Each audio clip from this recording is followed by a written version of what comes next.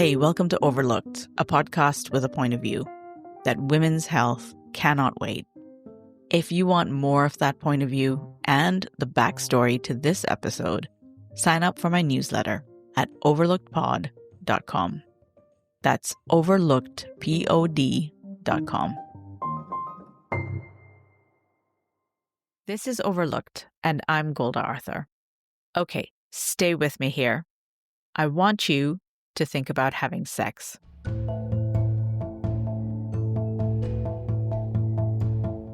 And I want you to imagine that the only reason you could have for having sex was to make a baby, and any action you took to not get pregnant was illegal. In 1914 in America, that was pretty much the deal. The implicit expectation was that sex only happens between married people and only so that babies can happen. This is Stephanie Gorton. She's the author of The Icon and the Idealist, a book about the origin story of the birth control movement in America. It's kind of a biography of the way sex itself changed over the course of 20 or 30 years. When we think about the fight for birth control in American history, most of us probably think of one name, Margaret Sanger, who is the founder of Planned Parenthood. But Stephanie Gorton will tell us that this story is incomplete. Her book tells the story of a rivalry between the very famous Margaret Sanger and another overlooked figure from history called Ware Dennett. The first person to ever take reproductive rights to Washington. Stephanie takes the story from here. When Ware Dennett was in her late 30s, she moves to Manhattan. She has very little means. She's supporting 2 sons with no help from her ex-husband. But she has a good-paying job with the National Suffrage Association in New York City. So she puts her kids with friends and in boarding schools, and she heads to Manhattan, where she rents a studio in Midtown and goes to work every morning and starts reinventing herself. It's then that she cuts her hair into a bob. She wears long strings of beads around her neck. She starts writing a little fiction. And one afternoon, one Saturday in 1914, she goes to a lecture at a semi-secretive feminist club called Heterodoxy. Heterodoxy was made up completely of women. They were really irreverent. They had many conversations and lectures around defying social norms then. They were really part of the revolutionary atmosphere of Greenwich Village at that time. But this lecture, that Saturday in 1914, it's happening at a restaurant in Greenwich Village called Polly's. That was this self-consciously anarchist venue. The waitstaff would address the patrons as bourgeois pigs. There was sawdust on the floor. People sat on benches together. And Margaret Sanger was giving a lecture on birth control. Now, to bring in Sanger's perspective, she looks out into the crowd and she sees these kind of privileged club women who seem really worked up about whether they should be able to keep their maiden name after marriage or whether they should maintain their own apartment after marriage also. And she thinks these feminists are completely out of touch. Have they never spoken with a factory girl, with a laundress, with someone who would really give any of those so-called rights just to have a little leisure and to have control over their own bodies. So she gives her speech on birth control. She doesn't feel that she's really hit her mark. She doesn't feel a sense of connection to the crowd. She thinks maybe I'll hit these women up for some money one day, but otherwise, I'm out of here. But Ware Dennett, alone in the crowd, is just galvanized. She thinks about how her life would have been different had she had access to contraception so that she could plan her family and not sustain that series of birth injuries that she did that really haunted her for the rest of her life. She approached Sanger, invited her to lunch at her studio, and they just spent hours talking about the parallels between their lives. It was really from there that the birth control movement began. Even though that, would seem like the beginning of a lovely friendship, didn't fully come to fruition, their relationship was just so pivotal, and it all started that afternoon. Stephanie Gorton's book talks about the tension between these two women, Sanger and the lesser-known Ware Dennett. and how that rivalry formed the foundation of the birth control movement, a movement that today, 100 years later, is still under fire. That hidden history matters, and that's why I wanted to talk to Stephanie Gorton. Our conversation is coming up right after this break. We're back in a minute.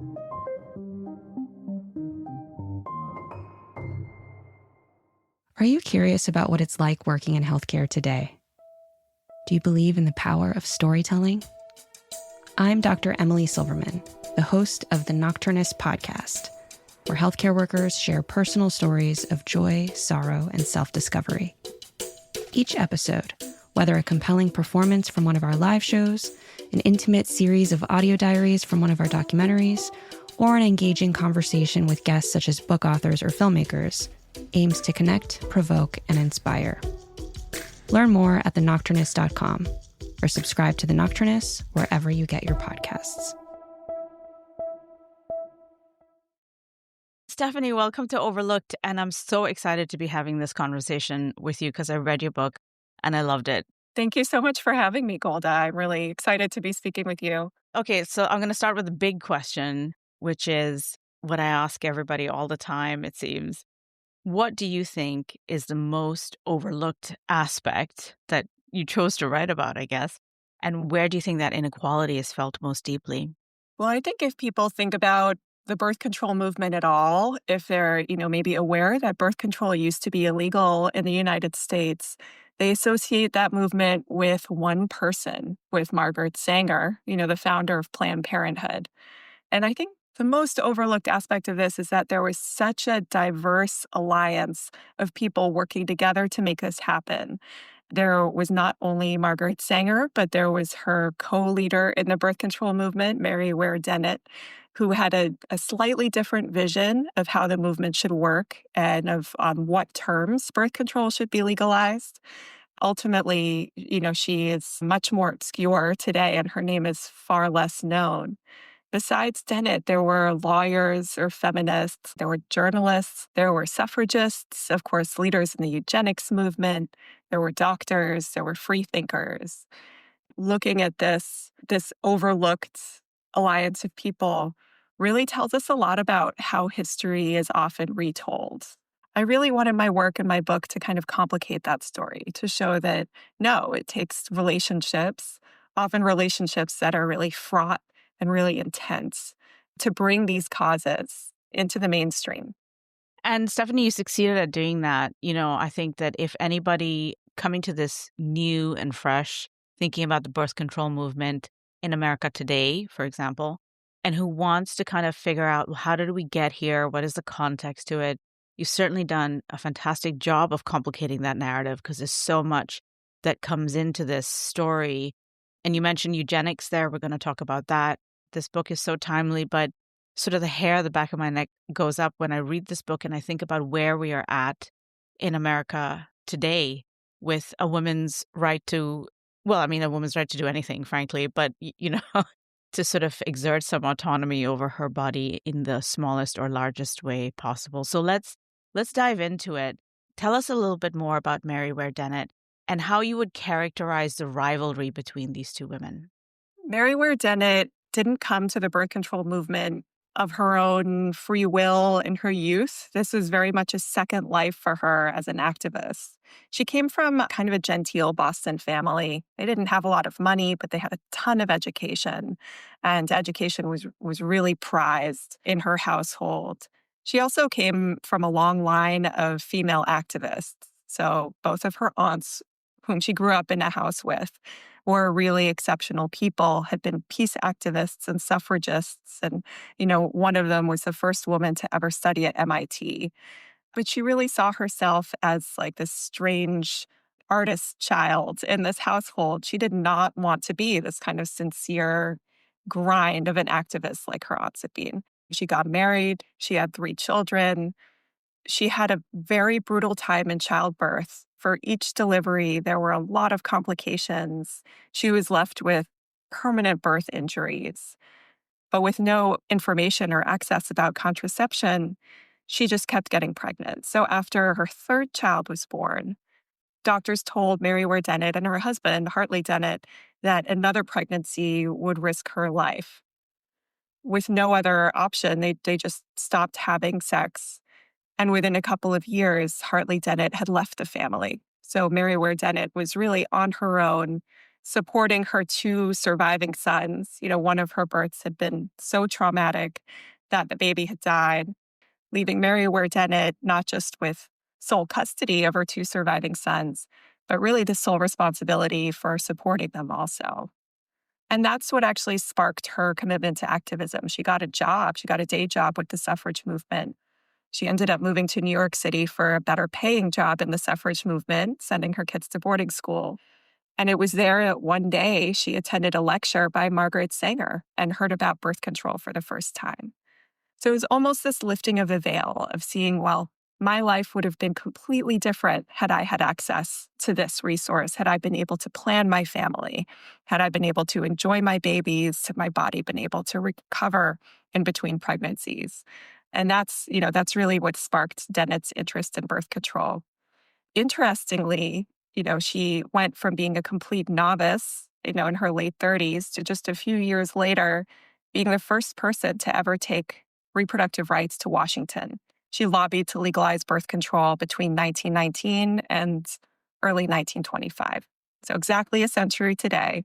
For context, we're going back to, the 1910s, but we're going back to a time in society when basically if you were a woman and you were having sex to have babies. There would be no other reason to have sex with your husband or anybody else other than for having a baby, right? Oh, Golda, that's exactly right. And that's really, it was a layer of the book I hadn't necessarily expected. But when I finally finished it, I realized this is not just a biography of two figures, but it's kind of a biography of the way sex itself changed over the course of 20 or 30 years. From being intensely attached to procreation, so that every legal and medical regulation, the implicit expectation was that sex only happens between married people and only so that babies can happen. And then 20 or 30 years later, you have the Jazz Age. You have the post-World War I era. Interestingly, you also have faith leaders beginning to endorse birth control post-1930, whereas toward the turn of the century, a few decades earlier, it was just unspeakable. The power of the taboo was overwhelming.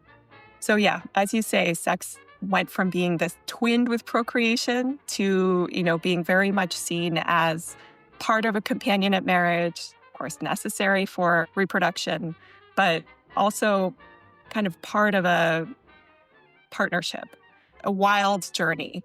And it really also went from a realm of total silence to a few decades later, you could talk about it. It was a pop culture obsession. You've always been proud, Bob. Too proud to admit that your wife could be anything but perfect.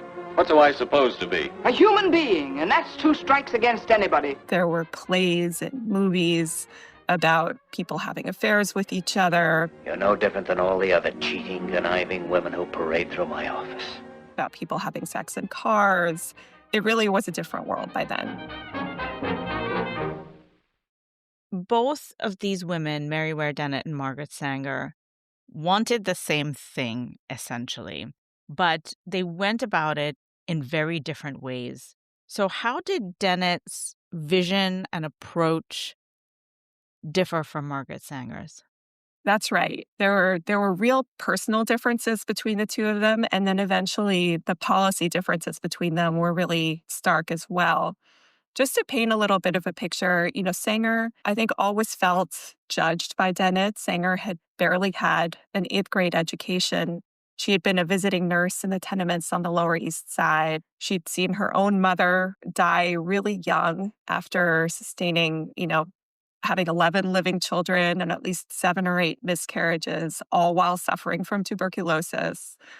And after working with immigrants and poor women on the Lower East Side, had seen so many of them try to induce abortions and then suffer really agonizing illnesses and sometimes even death after doing so. So that really, made Sanger commit wholeheartedly to the birth control movement as the cause of her life. Whereas when she looked at Dennett, she saw somebody who came to it more from an ideological point of view. Their methods were really different too. I think Sanger was always a kind of natural person in the limelight. She knew what to do with publicity. She was savvy. She was great at fundraising. And Dennett was none of those things. She really wanted the idea rather than the person to be what achieved some prominence. She had been through a really public divorce. Her husband hadn't just left her for another woman, but he had tried to get them to combine households into like a polyamorous group.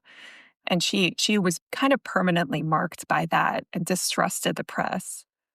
Whereas Sanger courted them. What's really interesting, I think, as you get further along, even though Sanger's methods might have seemed more radical, I think Dennett was really more of the radical visionary.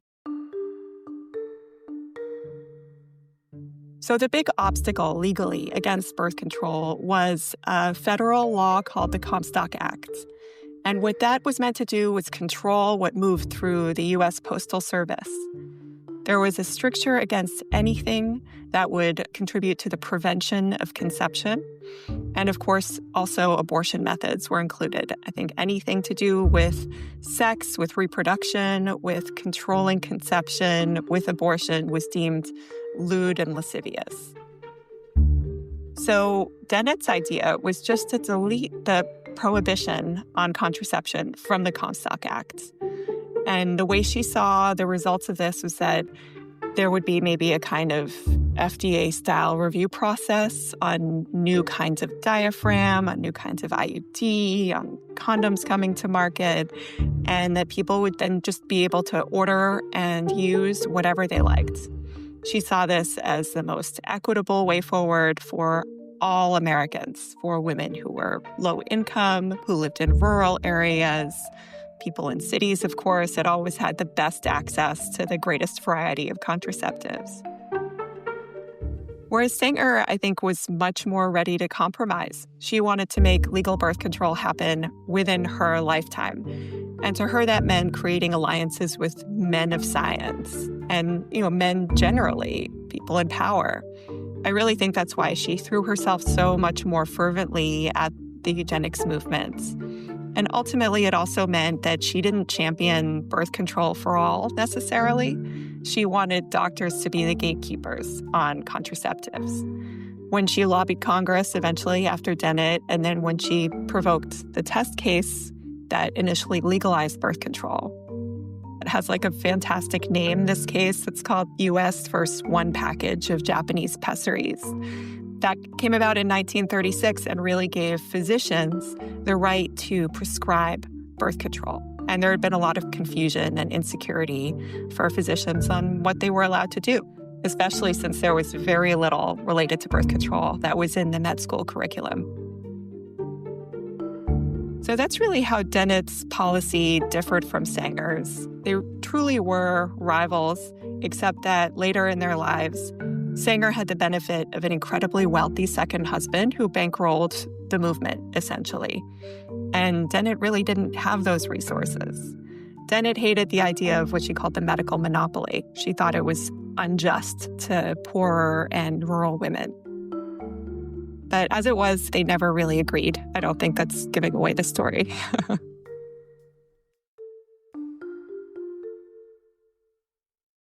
Let's talk about the eugenics connection for a second here.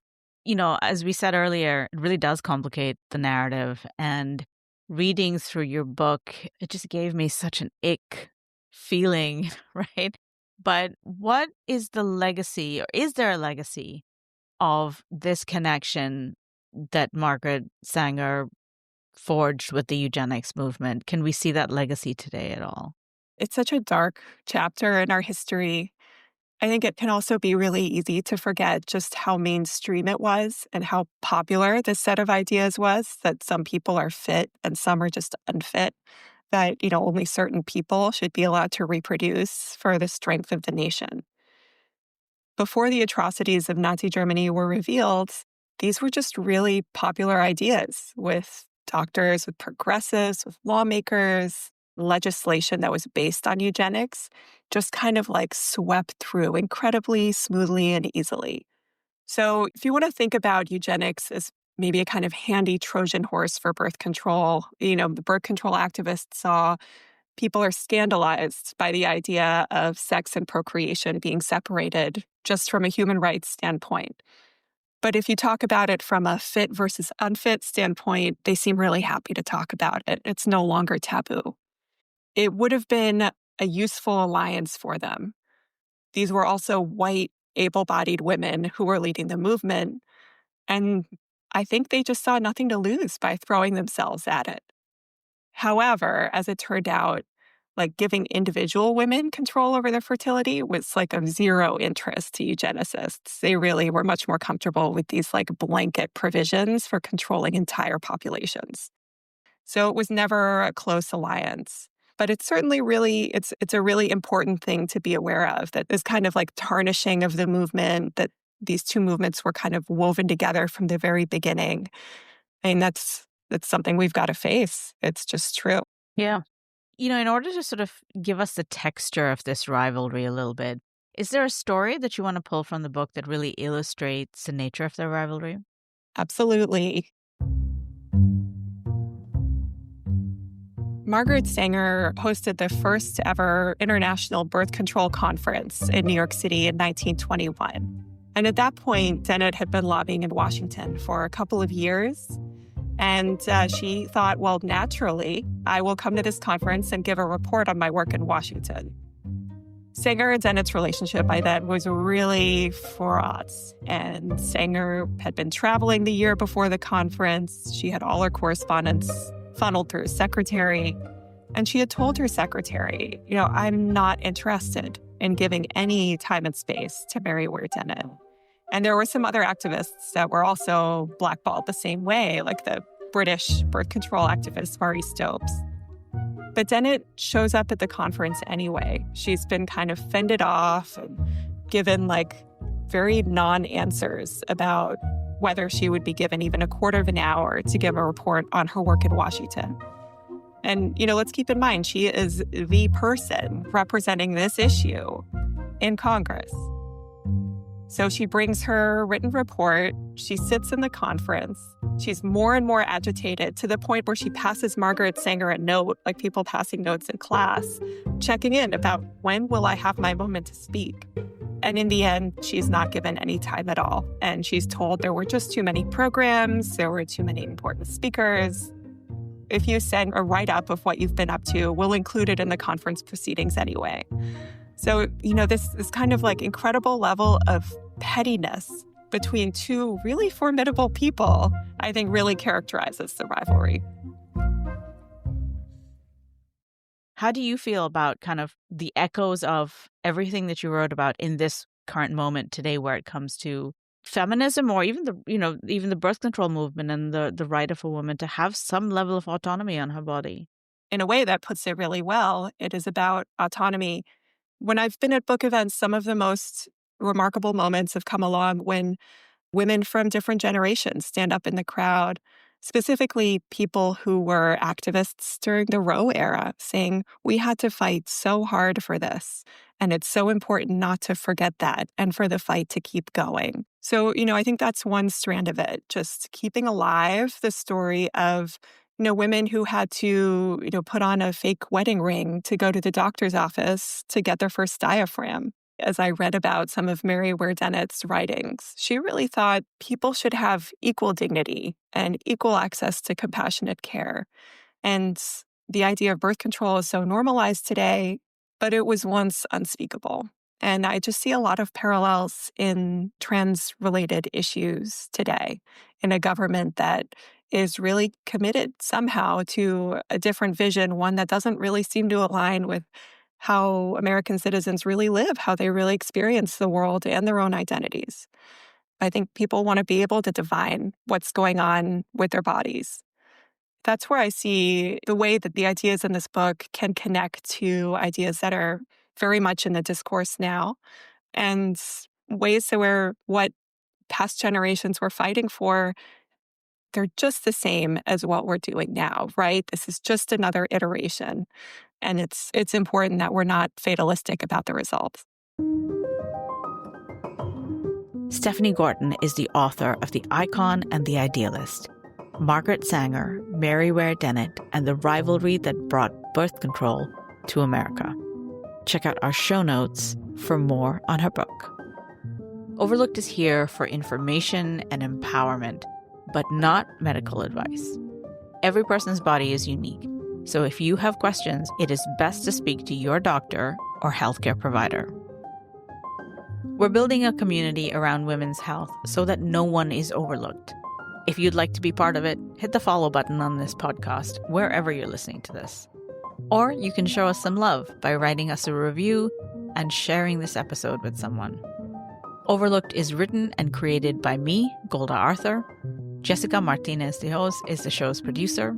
You can stay up to date with the show by signing up for the newsletter and following us on Instagram and LinkedIn. We read every review and email, so write to us, hello@overlookedpod.com. Thanks for listening.